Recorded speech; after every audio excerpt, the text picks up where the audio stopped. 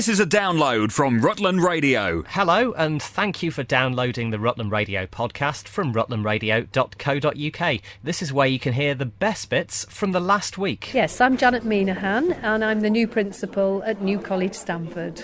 So, today this is a real milestone for you in skills-based courses.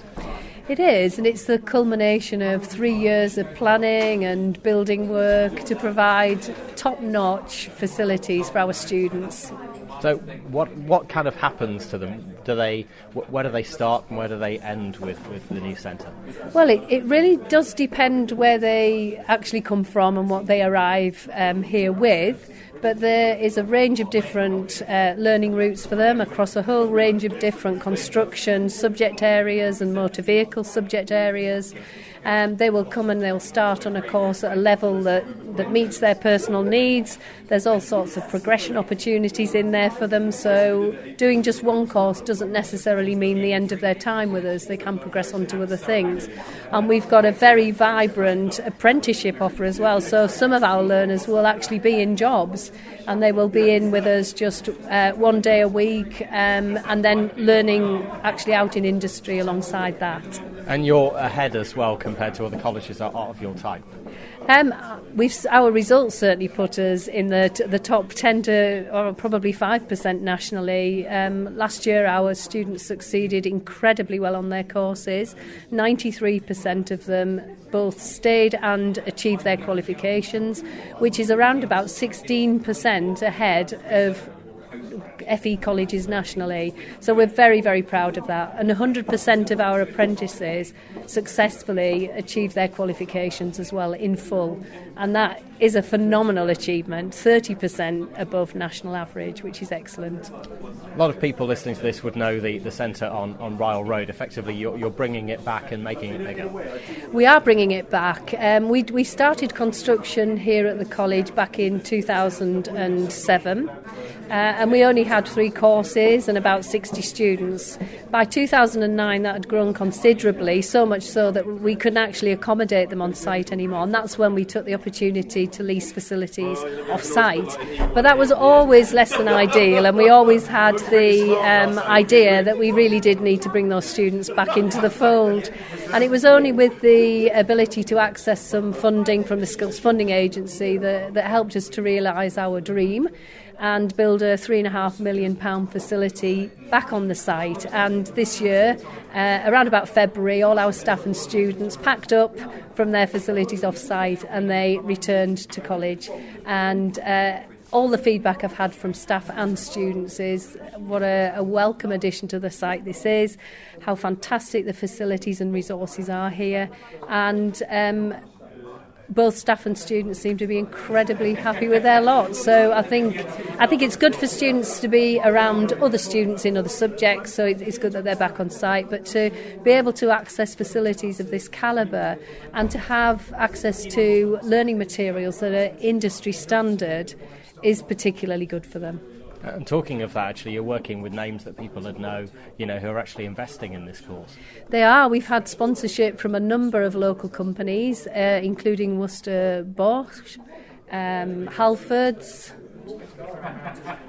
Howdens, and there was another one. Denise got my notes, so we began with F. Sorry, I can't remember the name. No, it began with F. I can't remember. I should have kept my notes. Fine, really. No, but yeah, sponsorship from industry, which has been invaluable to us. And it again means that students are working on industry standard equipment. And they're learning their trades in a way that will equip them to get straight on with the job when they get employment at the end of their time with us.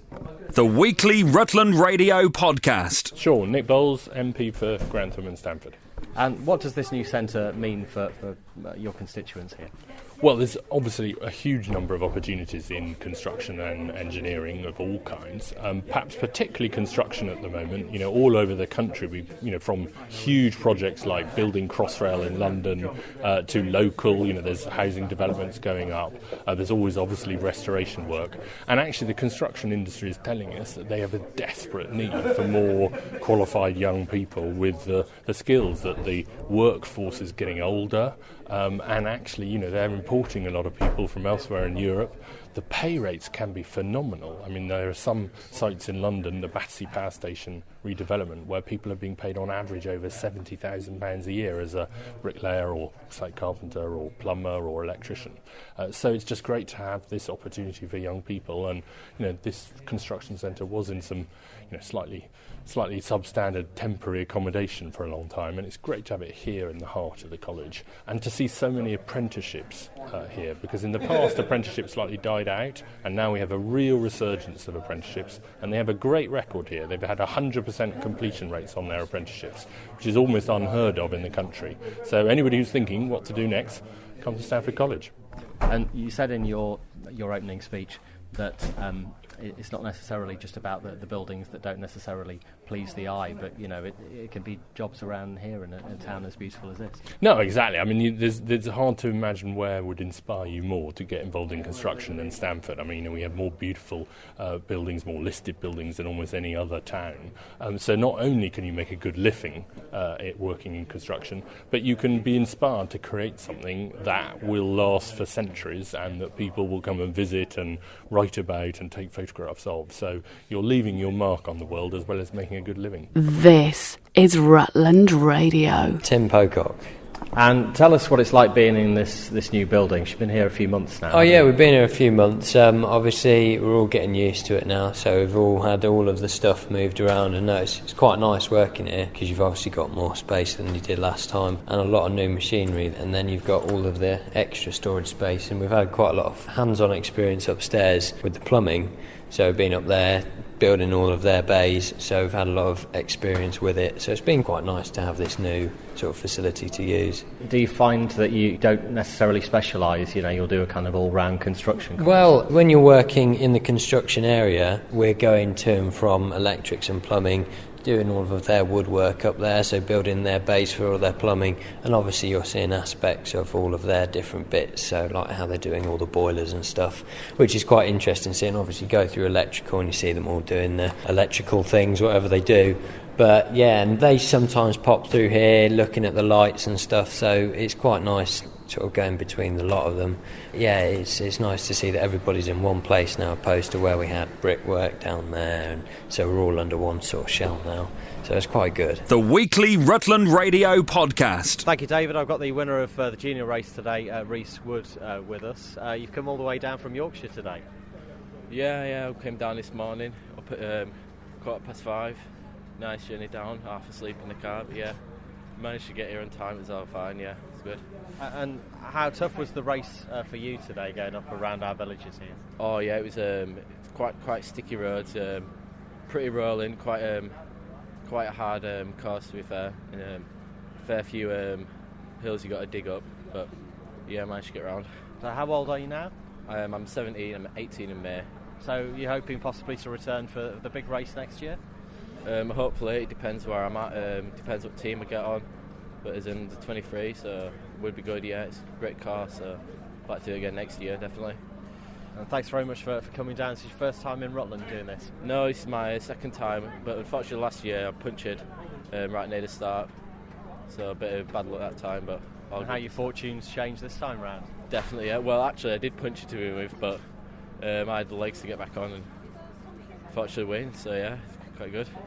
Rhys Wood, thanks very much for joining us on Rutland Radio. Thank you very much. So winner of the junior race, of course, the main race is coming back through Oakham just after 12 and then out towards Langham and then Euston Borough on the hill where it really gets tough. Rutland Radio's best bits on the podcast. Just to prove that Rutland to Melton Cycle Classic really is a truly international race, whereabouts have you come from today? Our team is from Latvia, but I'm Estonian. Tell us, in the world cycling, how big a race this is. It's a UCI category race, so for us it's good, and there's a lot of big teams, continental teams, and one pro cycling, which is pro continental, and a lot of local teams, and they're like around 200 guys on the line, so it's a quite big event for us, yes, for sure. Have you been able to ride around the course yet? No, but I was here 2 years ago and did this race, so I know what is waiting for me, and it's gonna be really hard. All these sectors and climbs, and as I know, there won't be a lot of finishers, today. It really does. When it gets around the hilly bit, it does prove really, really tough for even the best riders. Yes, for sure. And these sectors with the narrow roads and gravel and everything, so you need a lot of luck because you can get a puncture or whatever, and there's side wind, a lot of factors to go wrong, but you need to be strong in this race to win.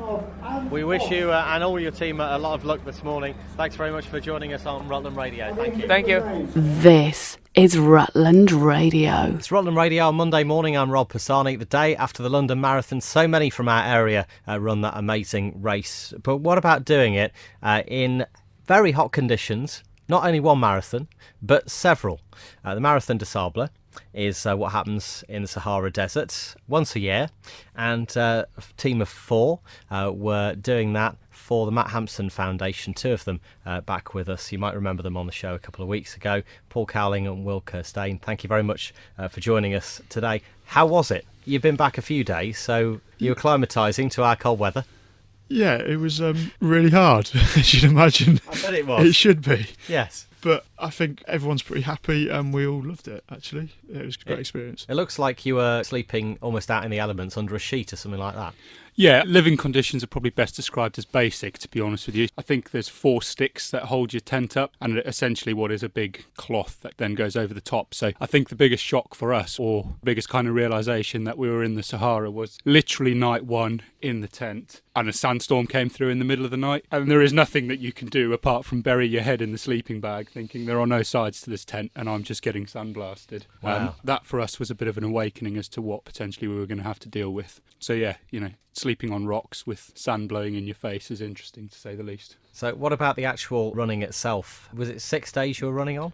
Actually, it was over 7. You got a rest day in the middle, but that was only because you did back-to-back marathons in one day. Some people took the 2 days, but most of us got back in within one day. What about the fundraising side of it? You mentioned last time the amazing work that Matt Hampson does, and of course this new Get Busy Living centre that he's got up at Borough on the Hill. How have you done with the fundraisers so far? The fundraising's been going really well. We're just under £3,000 now. We're quite pleased with that. Be lovely if any of the listeners out there would like to donate, because if we can get up to £3,000, that would be fantastic. It's not the easiest thing to do, is it? I suppose it is one of those things you wouldn't probably get the chance to do again, let alone think of doing again maybe.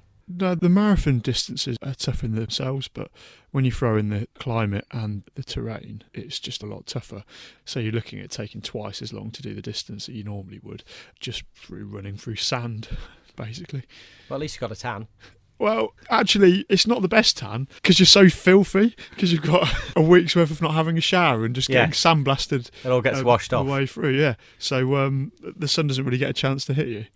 Paul's right, it is so difficult out there that you've got the marathon distances obviously back to back. You're doing sort of 6 of them in a row. Chucked in the middle there is a 50-mile stage, so you're doing 50 miles in a row.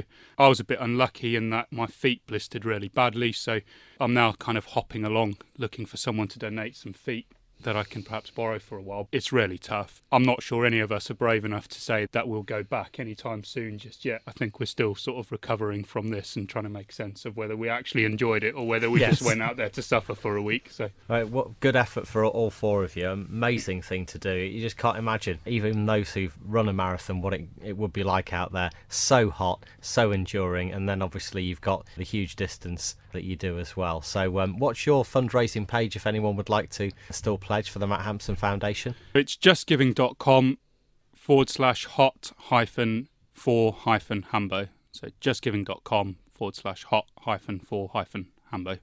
Paul Cowling and Will Kirstein, thanks very much for joining us on Rutland Radio. Welcome back to our cold county, and well done for running through the Sahara. Thank you very much. Cheers, Rob. Thank you. Rutland Radio's best bits on the podcast. It's Rutland Radio. You might remember when Mark Thomas was on talking about his triple challenge.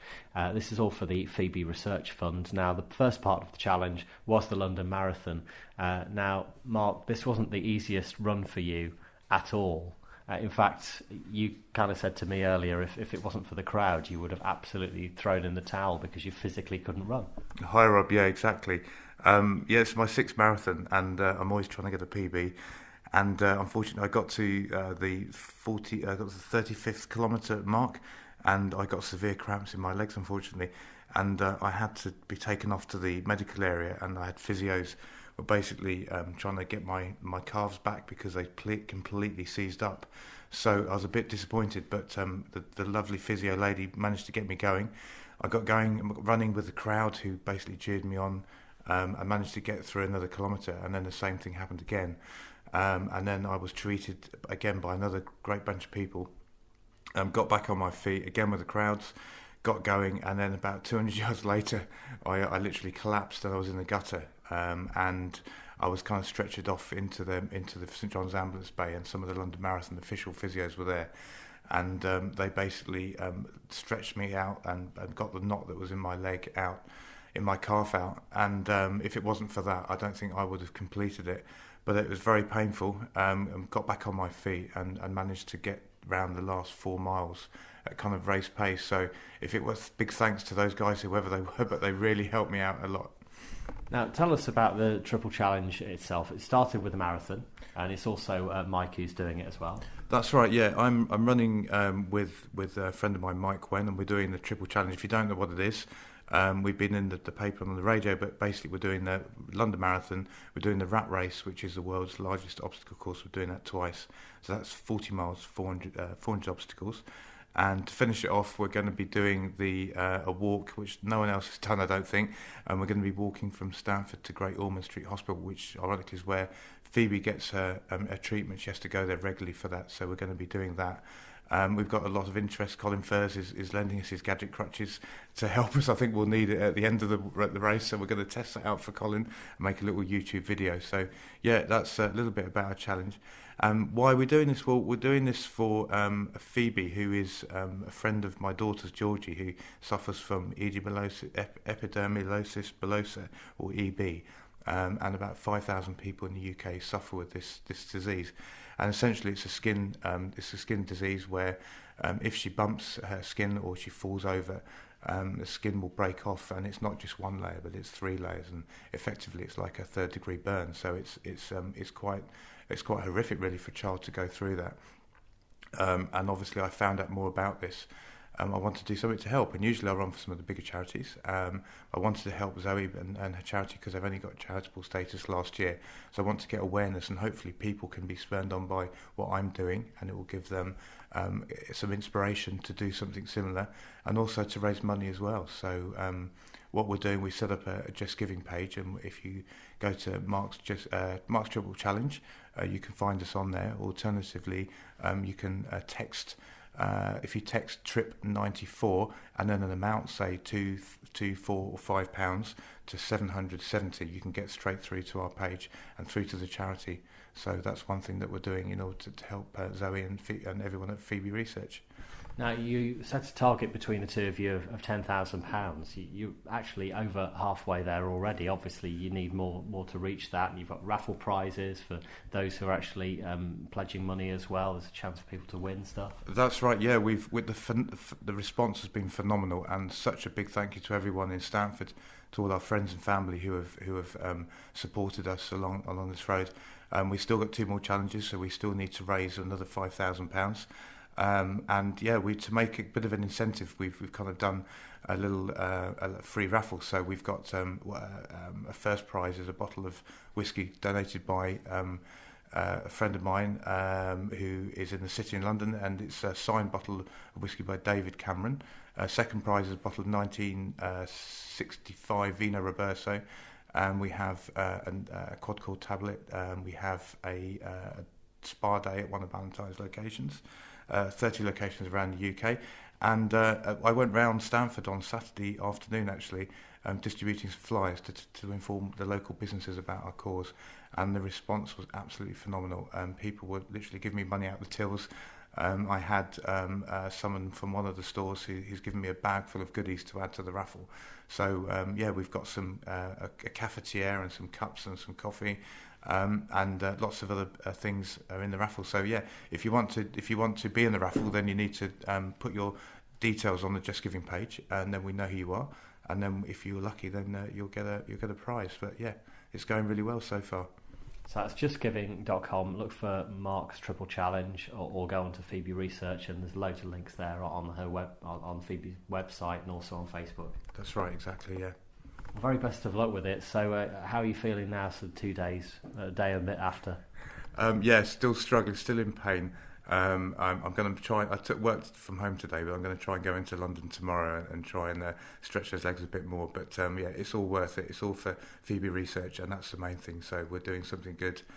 We want to make a difference here. So yeah, I'll survive, and I've got to start training again Wednesday, and we've got the rat race in a week on Saturday. So I've got to be busy, get back and training for that. So. Mark Thomas, thanks very much for joining us on Rutland Radio. Thank you, Rob. Thank you very much. Highlights from the past 7 days, the Rutland Radio podcast. Well, as we've been mentioning on Rutland Radio, on the Tuesday of next week, straight after the bank holiday, Uppingham is granting the Royal Anglian from Kendrew Barracks the freedom of the town. I'm here with the Mayor of Uppingham, Councillor Dave Ainsley. Now, Dave, we know this happens in Oakham and Stamford. You know, we're used to that pomp and ceremony, but this is the first time I could ever remember this happening in Uppingham. Yep, it's definitely the first time, Rob. It's something that came about before the last election when Richard Cole actually brought this to my attention and said, would the town council be interested? My answer at that time was, well, let me get through the election first and see if I'm still in a position to do something about it. And thankfully I was, and we went to the town council, and the town council very proud of the military connections with the town, and we thought it was an entirely appropriate thing to do. And so all the plans for next Tuesday have grown out of that initial contact from Richard. So they're assembling actually at Uppingham School Science Block and marching down from 10:30. Yep, and it's going to be fantastic because the children from the 2 primary schools are going to be lining the route. Obviously, children from Uppingham School will be involved as well, and we've got confirmation that children from the Uppingham Community College will come down and play a part in all of this. So I think it's absolutely fantastic that the kids can see the soldiers go past in full regalia and uniform and drums beating, and it's just going to be a fantastic event that will stick in the mind of those children for the rest of their lives. You really do want the whole town to come out if they can as well. Yeah, absolutely. And although you talked about pomp and ceremony, there's a really serious side to this, which is the men and women of this regiment genuinely put their lives on the line. I've been doing some research into it and looking at the deployments they've had. They've been to some awful places in the world on our behalf. So please come and enjoy the pomp and the ceremony, but remember there's a serious side to it as well. And we want to say thank you to the servicemen and women who help us every day. Have you anything else to add? Yeah, I've never had any military training at all, and as part of the day I shall be inspecting the troops, and so I've actually been given some guidance by the commanding officer who told me that the fundamental thing is to go up and talk to the troops about normal things rather than always the traditional stuff about where do you come from, how you do.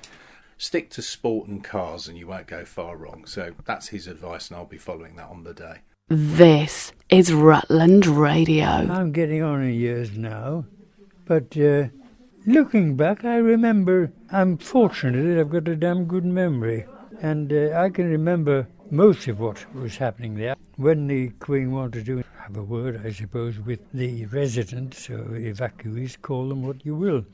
We had a couple there who were the oldest couple in the centre. Anyhow, the residents were lined up in the main hall of the school, and the Queen walked round. And I thought, well, I'm going to make damn sure that she has a word with the oldest inhabitants. So I moved quite wrongly ahead of the Queen and stopped by this couple. Sure enough, she stopped, and I was able to introduce the couple to her as the oldest inhabitants.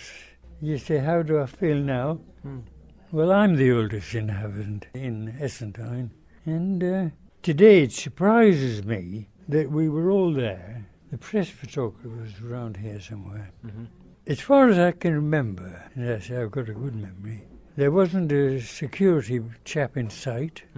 They weren't worried. I don't think they had, machine guns lined up outside the school, nothing like that. She just arrived, shown round and left, and that was it. And of course everybody knew the Queen was coming, so the kids put on their party frocks and and the other people got dressed. You're from the radio, Rutland Radio. Oh, dare I say it? I never listened to it. Have you not? Do you think you might listen if you were on? I did have Rutland Radio when I still had a car, I was still driving. But I think I must have been 96, I think. Yeah. When I decided that there's no joy in driving. it's all gone.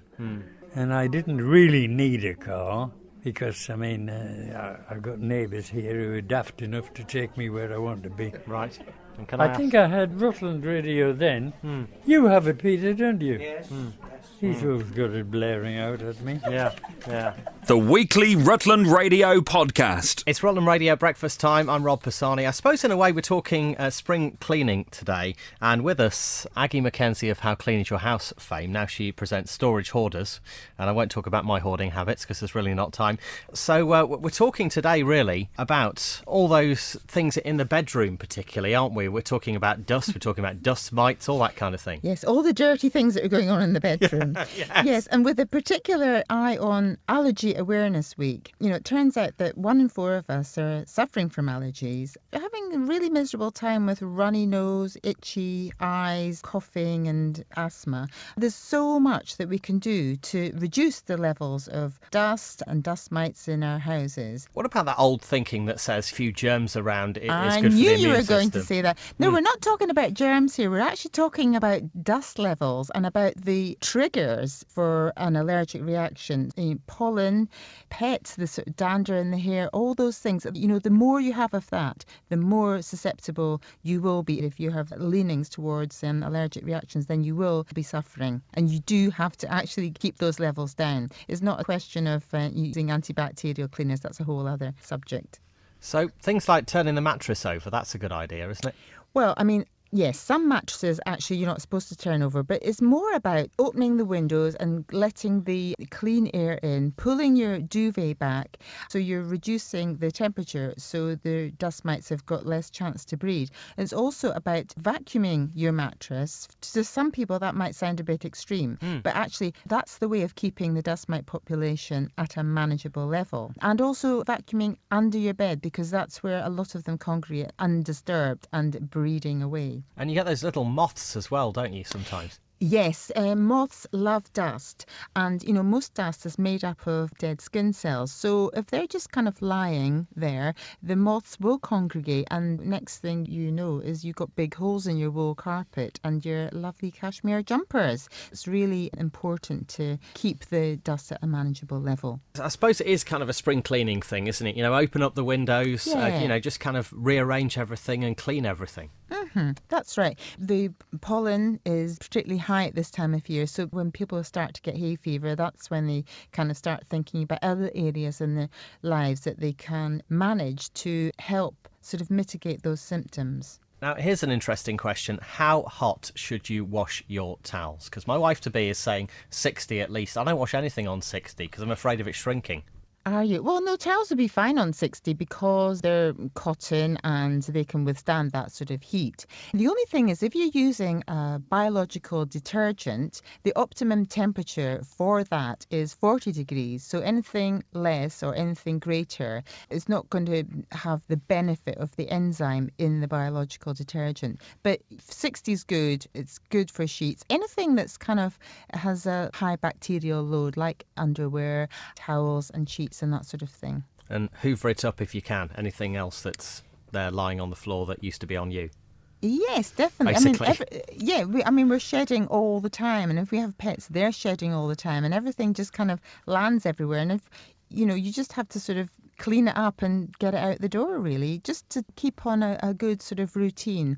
Aggie Mackenzie, thanks very much for talking to us on Allergy Awareness Week here at Rutland Radio. Thank you. If anyone wants any more information, they can go to philips.co.uk and search for anti-allergen products such as air purifiers and that sort of thing. That's quite helpful. Rutland Radio's best bits on the podcast. It's Rutland Radio breakfast time. I'm Rob Pisani. Just days after the London Marathon, there's often other marathons going on, including Milton Keynes this forthcoming Bank Holiday Monday.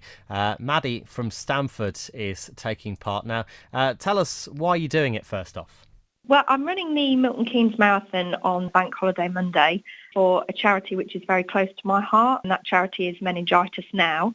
My son, who's now 7, when he was just 4 weeks old, he contracted meningitis, and he was very lucky to survive. And there was a doctor in Stamford, actually, who acted so fast, which obviously really meant that recovery could take place or treatment could take place. Yes, that's right. Dr. Fitt at St Mary's Medical Centre in Stamford saw us and sent us to hospital immediately. And I think her fast actions and the fast actions of the doctors and nurses at the children's ward in Peterborough Hospital obviously enabled Callum to get treatment quickly and therefore ensure he had a good recovery. And he's fine now, all these years on? Yes, he was very lucky to survive and make a full recovery. He was given the all clear when he was 5. We had quite a few years of various problems and they weren't sure if his hearing was going to be fine. But in the end, he got a full bill of health just before he went to school, actually. So, yeah, very lucky. Yeah, absolutely. Lucky is very much the word, isn't it? So what will the money go to help that you're fundraising for meningitis now? What do they do? Well, they help families through difficult times and they provide support to people and their families who are living with the impact of meningitis and septicemia. That can be through counselling, financial grants, one-to-one support. When I got in touch with them after Callum had meningitis, they were really helpful. I was able to access counselling and also they put me in touch with another family who'd been in a similar situation, whose daughter had meningitis. And even though they lived in Manchester, I could ring her up and talk to her at any time. It was really nice, to be able to talk about sort of what had happened. And yeah, so that was really good. And they also fund research in the development of new vaccines and prevention of the disease. So how's the training gone then? I guess you've done your last big run now, have you? Yes, I have. I think it was 21.5 miles and that went okay. It's been going well and it's not just me who's running on Monday. I'm doing the marathon. Also my husband Paul and our 2 sons, Elliot, who's 10, and Callum, who's 7, and they go to Malcolm Sargent School in Stamford. They're taking part in the superhero run. So Elliot and Callum are dressing up as Avengers to run the superhero fun run. So in total, we'll be running over 30 miles between us. And if people would like to support you, you're on Just Giving? I am, yes. I mean, any sponsorship, no matter how small, every penny counts and helps make a difference would be greatly appreciated. And if they go on Just Giving and search Maddie Long, then they'll be able to access my page. Very best of luck, Maddie, and your family on Monday. We'll be thinking of you. Thanks very much for joining us on Rutland Radio today. Thank you very much. Well, that's it for this week's Rutland Radio podcast. If you have any comments, you can email us via the website, rutlandradio.co.uk, and we'll have a new version on our website from Monday. This is a download from Rutland Radio. For more information, go to rutlandradio.co.uk.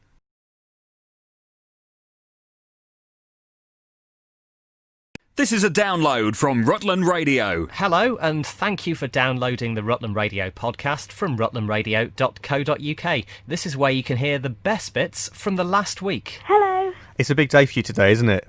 Yeah. What are you doing? We're going to be the May Queen at the Braunston Mayfair. And how old are you? I'm 11. And what was the process that you had to go through to be able to be picked? Well, you have to be in the village, and you have to be in the village and you have to be in year 6, about to leave, so 11 or 10. And so I've been doing this since I was, tiny. Yeah, and I've always wanted to be the May Queen. My sister has as well. Did your sister manage to be the May Queen? Yeah. Oh, okay, and that'd be nice, wouldn't it, if it ran in the family? Yeah. In terms of the May Queen, what is your role today? What are you going to be doing? You're going to be sitting on your throne? Well, I kind of just sit on a throne in a dress, really. And talking of the dress, come on, what is it? What are we wearing? It's a bit like a wedding dress, if you know what I mean, but it's for more of a child. A child's wedding dress, yeah. I imagine it's white and flowy. Yes, but it's not like a serious wedding dress. It's like an old-fashioned one, and it has a proper a few underskirts and then an overthing, and it has a few bows near your knees and stuff. And in terms of headwear, what's going on the head? Oh, so normally we wear flowers around your head, and sometimes it changes. And the May Queen has attendants for each season, so spring, summer, autumn, winter. And they wear little sashes of the colour. For summer it's yellow, for spring it's green, for winter it's red, and for autumn it's orange. And they wear a headdress on top of their head with flowers that match that season. And what time are you going to be put on your throne and paraded through the village?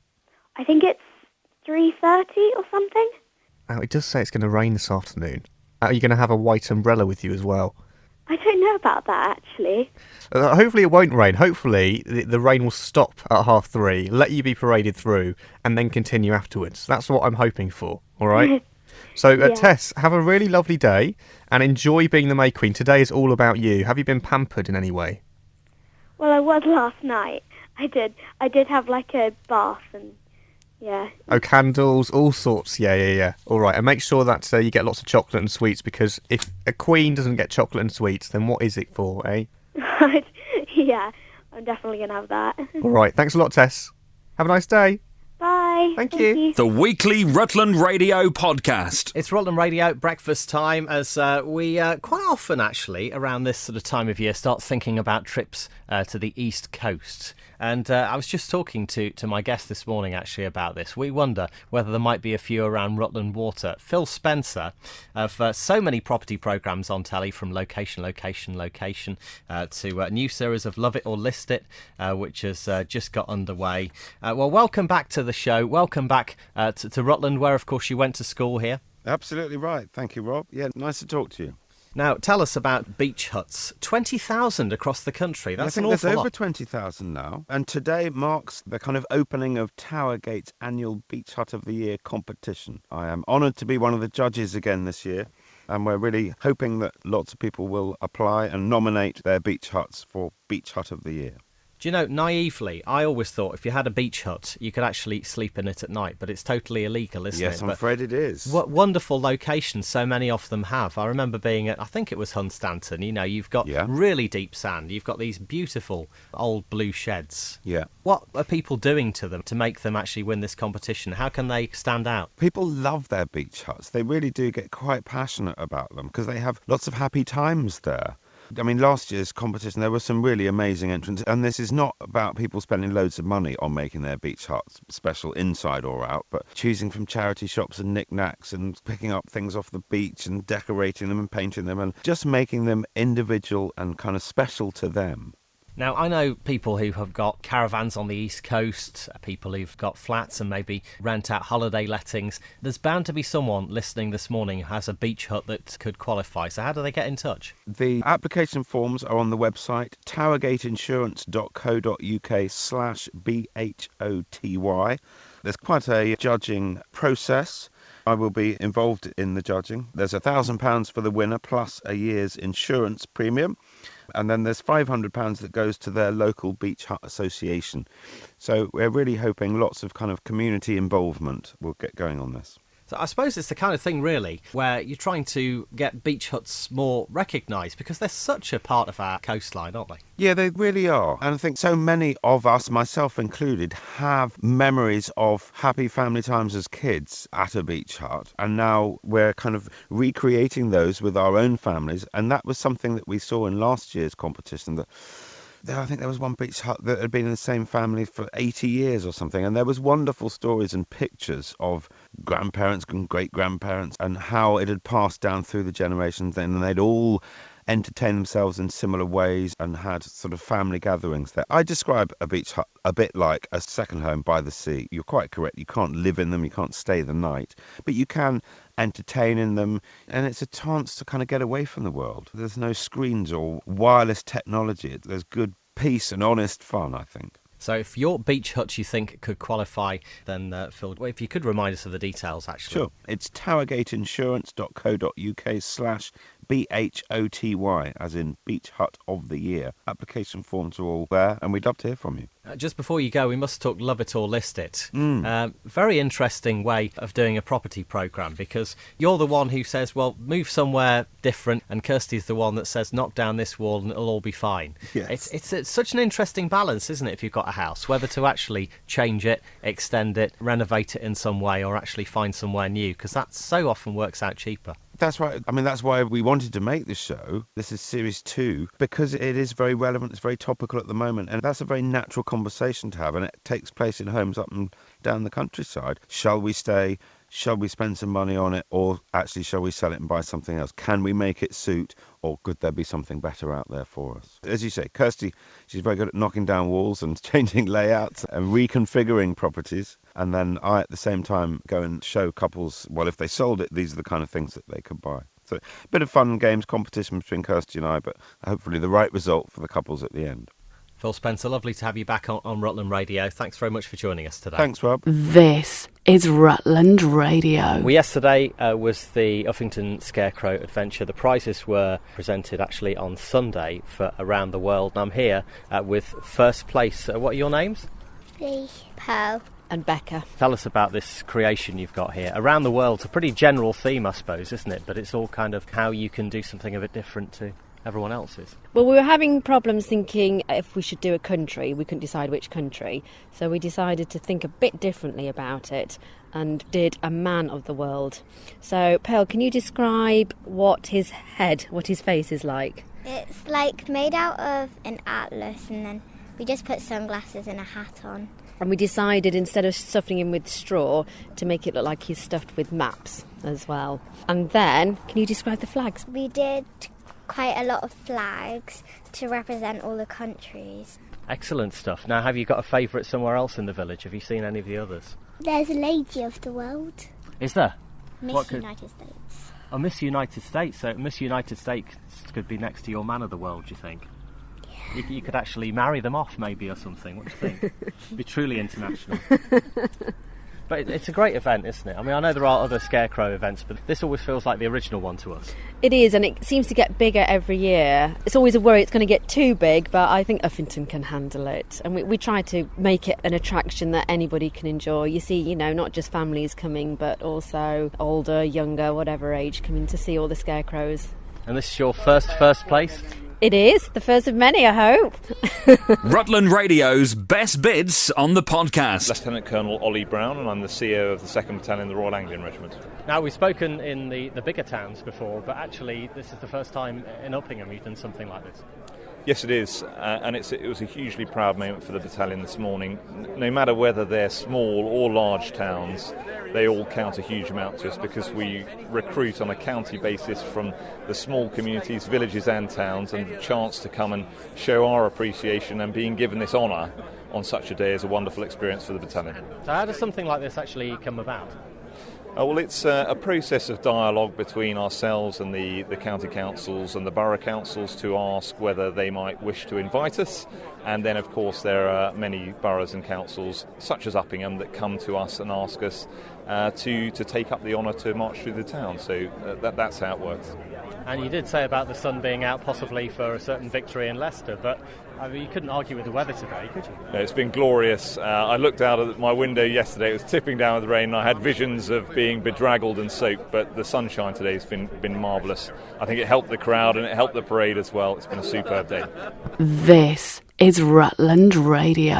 I'm Sarah Furness, I'm High Sheriff of Rutland, and I've enormously enjoyed this. It feels like being part of history, really, today with the freedom of entry for the Royal Anglian Regiment. It's amazing. It really is, isn't it? I mean, the sun was shining today, a sea of flags, and actually this is obviously the first time that Uppingham's had this honour. We've seen it many times in Oakham before. Yes. And wonderful music. You can see everybody waving their flags in time to the music, which was great fun, and very, very colourful. Highlights from the past 7 days, the Rutland Radio podcast. It's Rutland Radio at breakfast time. I'm Rob Pisani. As you may well have been hearing, Stamford Arts Centre have a play by Stamford-born playwright Torben Betts. It's called Invincible. It opens tomorrow night for a 2-night run. It's touring across the country, actually, and Torben joins me this morning to tell us more. Now, you've described this as a north-south divide of a kind, so how do you think it's going to be received in the town you grew up in?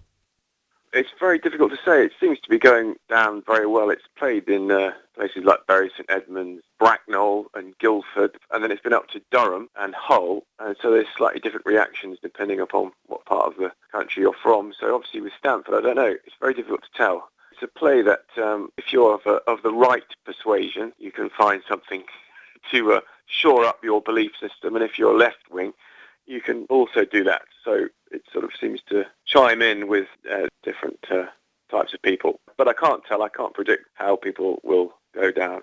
Obviously, as I'm from Stamford, when I first did my acting at school, I can remember very warm audiences, but then they were largely made up of one's parents. You're offence. Well, yes, I was going to ask, actually, your acting experience around here, because I guess, a lot of people tend to join local drama groups and then take it from there, and you obviously thought that actually writing the plays was the way you wanted to go. Well, I started out as an actor, and actually the Stanford Arts Centre was where I first ever did any acting, which I can remember was the autumn of 1983. I was 15, and I was in Stanford School production of Much Ado About Nothing, playing the villain Don John. I remember that very clearly, and that was kind of where I realised that I loved the theatre. I didn't go to the theatre that often, so it was actually my experience of doing the plays at the Stanford Arts Centre which really kick-started me. And my first play I wrote when I was 16, which was a terrible kind of derivative piece of rubbish that went on at the Stanford Arts Centre in 1985. At the time, obviously, I thought it was great and people seemed to like it. So that gave me a sort of confidence to carry on writing. So Stanford Arts Centre is where it all began for me, really. So it'll be nice to go back. And if you type in your name on the internet, you do get a lot of articles which have seen some comparisons with Alan Ayckbourn. Yes, am I right in thinking... irritating it is, too. Yes, well, am I right in thinking that Alan Ayckbourn actually went to Uppingham School and was taught by one of the masters there? It sounds vaguely familiar, possibly right, yes. So, yeah, we've probably had similar upbringing, so obviously from a generation above me. He's my father's age, I think. Actually being a playwright, how long does it take actually to create something like this? Is it something that you're working on over a period of years and then you finally sort of set down to write it and it's refining and that kind of thing? It depends, really. Sometimes you get a commission from a theatre. You do the first draft and that'll take a period of time. Then you do the second draft and then the theatre's on board with their thoughts and revisions, which can be slightly frustrating. But with Invincible, the play that's on this weekend, that was just what we call a on-spec play. I just wrote it over a period of months, really, and sent it off to various theatres. And one theatre, the Orange Tree in Richmond, which has done quite a few of my plays, just basically said, yeah, we'll do it. I had nearly a year before the production was going to take place, so then what I'll do is just keep going over it whilst doing other plays or doing other projects, but I'll just keep going over it and tidying it up and cutting it and making sure every word should be there. And I have had plays that I've done that have just gone straight to production almost as soon as I've finished them. And often they're not quite ready to go on. But I was going to say that must be a difficult one, actually, because you probably find actually you want to be there with the actors, kind of saying, well actually, this is what I meant. You're rewriting it in rehearsals, which can be pretty frustrating for the actors because you haven't really had enough time to get it right. This tour is the second original theatre company's touring it, obviously with a new cast, a new director. And as a touring production, it's a different kettle of fish to producing a play which has a 3 or 4 week run in a theatre. I'm just actually looking at a review that's The Guardian actually did on that night and actually saying you should be a bigger name, which must be lovely to read. Well, yes. No, I'm sort of getting a bit long in the tooth. Reviews don't take much notice of them. But yeah, Michael Billington, who wrote that, he likes my stuff because he's a keen Ayckbourn man. So he sees a sort of similarity with my work to Alan. So I write two types of theatre. Some of my plays are slightly much more experimental and theatrical. But Invincible is from my, I guess you could call it, from my Ayckbourn style, dark comedies of middle-class dysfunction, really. So yes, thank you, Michael, for suggesting I should be a bigger name. Well, we'll do what we can, in a small way here on Rutland Radio, and hopefully you get a good audience tomorrow night and Saturday at Stanford Arts Centre. Thanks very much for joining us today. It's a pleasure. This is Rutland Radio. It's Rutland Radio at breakfast time. I'm here with Christine Spray from Ketton, who is, I suppose, in a way, undertaking a double sporting challenge. Tell us first of all what this is all for in early June. Myself and various other disabled sailors from Rutland Sailability are going to represent Team Rutland in the Hansa World Championships in Holland. Now, like all sport, this is something that needs to be funded. People think sport just kind of happens, don't they? Sadly, yes. We're all disabled. Don't have a lot of money, but we want to represent our sport. And Rutland Sailability does have, an amazing track record at what it does. Oh, it's fantastic. And they don't only do it for the likes of me. I'm disabled from waist down, but they're very good in supporting mental health issues, which again is very important. But I'm doing this open water swim to raise funds to help Team Rutland.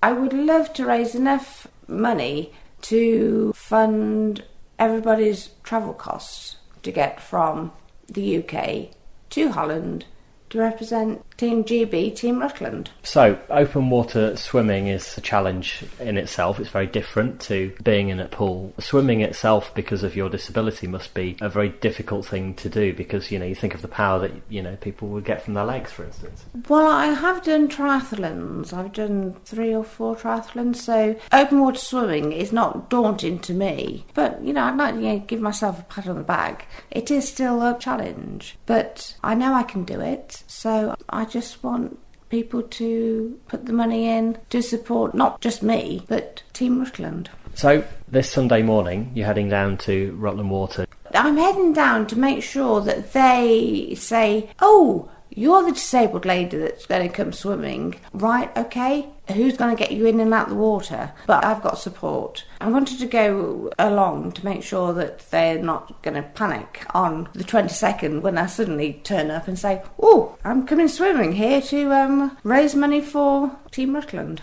So, open water swimming, it's all in sort of Whitwell Creek, isn't it? And this happens on regular Sundays right the way through the summer.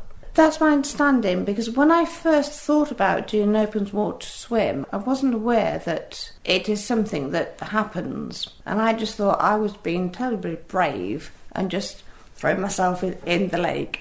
But yes, it is an organised swim. So, if people would like to get in touch with you, firstly, and what's the easiest way to do that? Just giving Christine Spray, Team Rutland. And if they do give, who will they be helping? Myself and the other disabled sailors that are also going across to Holland with their Liberty boats. And what do you think are your chances in the competition? I'm going to be competing against Nikki and Alex, who represent Team GB. They'll be in Rio. Hopefully they'll be out in Holland. So I'm not going to be anywhere close to competing, behind them, but it's nice to be in the same water. And obviously putting Rutland on the map at the same time, which is what we love to hear about.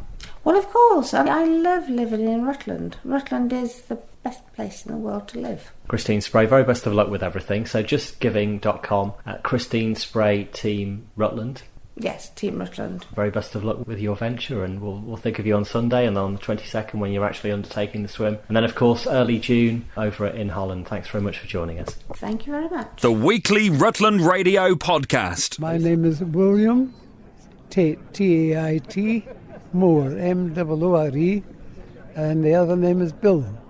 And just looking here today, seeing the memorial actually being very close to the dedication, this brings back an awful lot of memories for you, I am. No, it certainly does, all through my war years, and of course in service otherwise and other places. But also, this was a happy station for 138 Squadron. Squadron was taken from here over to the Mediterranean, where we were actually stationed there, and that was to be in readiness for the canal business that they had there. But everything happened so quickly that we had hardly time to unpack the goods. But the boys who flew in were ready for action as soon as they came in, because everything had been set up before they left here. So this base is clearly somewhere that... Well, the thing is this, I see so many improvements to the base, but there's one of the things I still see, and that's the closeness between the station and the local community. And to me, that is a family. This is Rutland Radio. Well, the sun's beating down this afternoon in South Witham. Nikki Prime from the school here.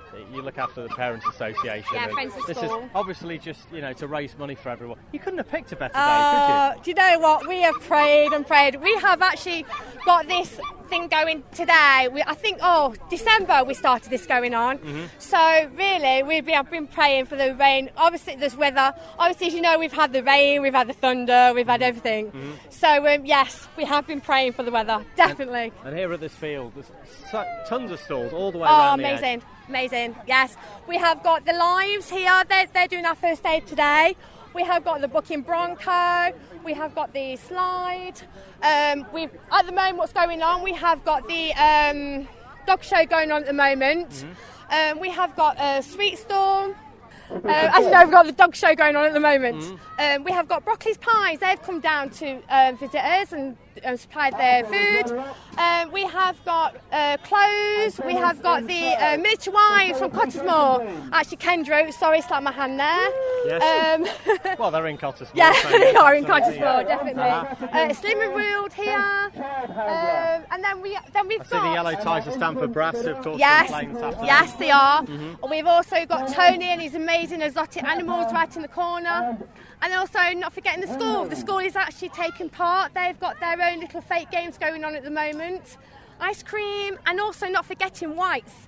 They've got amazing transportation over there. Got Silver Ghost, Tractor. Yeah, it's been brilliant. What a fantastic afternoon. Yeah, exactly. And it's all going on until 4 o'clock this all afternoon. 4 o'clock this afternoon, Literally, yes. people can obviously park considerately down the street somewhere. Absolutely. It is quite busy, which is great. Yeah, so yeah, just obviously. find yourself a space, come in, and just by the side of the school. Absolutely, yeah, absolutely. Please come and support us. You know, we have an amazing day. The sun is out, ice cream galore, drinks. What more do you need? Entertainment, the whole griddle. That's the South Witham School fate on this afternoon through until 4 o'clock. Nikki Prime, thanks for joining us. Thank you. Well, that's it for this week's Rutland Radio podcast. If you have any comments, you can email us via the website, rutlandradio.co.uk, and we'll have a new version on our website from Monday. This is a download from Rutland Radio. For more information, go to rutlandradio.co.uk.